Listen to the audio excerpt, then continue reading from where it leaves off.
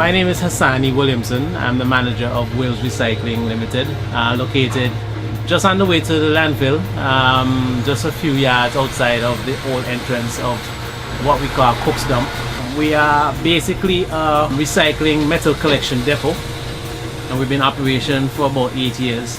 And our core area of focus is basically to divert or filter whatever waste is going to the landfill into our compound.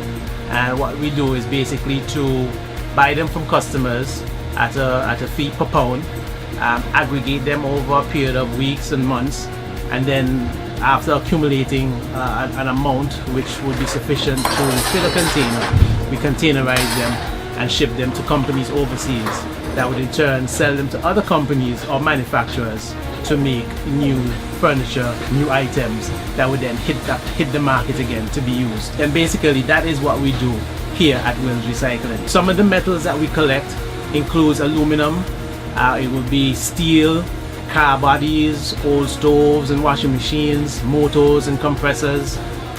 We do a bit of batteries, stainless steel. We also do circuit boards, as well as brass and a few other metals. Beverage cans, milk tins, sardine tins, and so forth. So that is what we do here at Wales Recycling.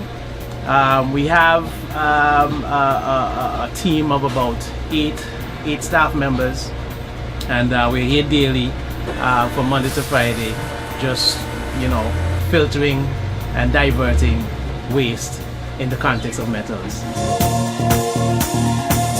I was actually in Barbados finishing up my last year of studies, and I had a neighbor. His name is Paul Bino, and he owned and still owns a recycling collection depot. He was encouraging me about this type of business. It's a new wave of getting rid of waste. I came across another gentleman by the name of Marino Martinez, Santo Domingan, and he too was speaking the same language. I started to scratch my head and say, hey, there's something going on here, let me look into it. And there's where it all began. Burying waste at a landfill, that's old-fashioned, and it's about time we move away from that way of managing our waste based on the amount of waste that's being generated here in the island. The population is increasing, we have visitors and so forth, and to really take waste into the landfill, that in itself is wasteful.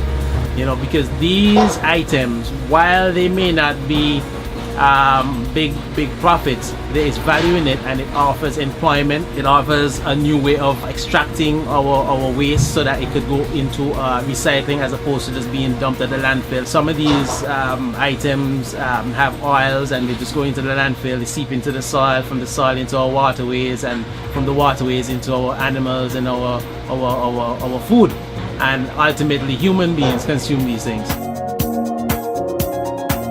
Business is basically driven on incentives. If it weren't for us offering 5 cents or 10 cents or 25 cents a pound for these metals, they would be out there sitting and nobody would be interested. But because there's this incentive, then people are driven to pick them up. People that have that interest to pick them up, bring them in and sell their metal, and it goes a long way. The monies that are made help to pay a school fee, buy some lunch, give that incentive through recycling, get the public involved, get us involved as far as offering us incentives and that support that will help us to continue offering the service.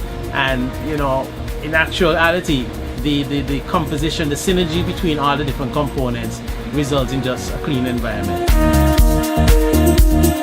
We'd love to see introduced into the whole recycling concept, the bottle return program, where the levy is collected on the plastics and then even on the cans is used to help generate that interest in terms of recycling. For us here at Wales Recycling, our core area of focus is definitely metals, and as such we would love to see that some of this levy being used so that we can generate that sort of interest that we have right now for the other metals in the area of cans, beverage cans, milk tins, sardine tins, and so forth.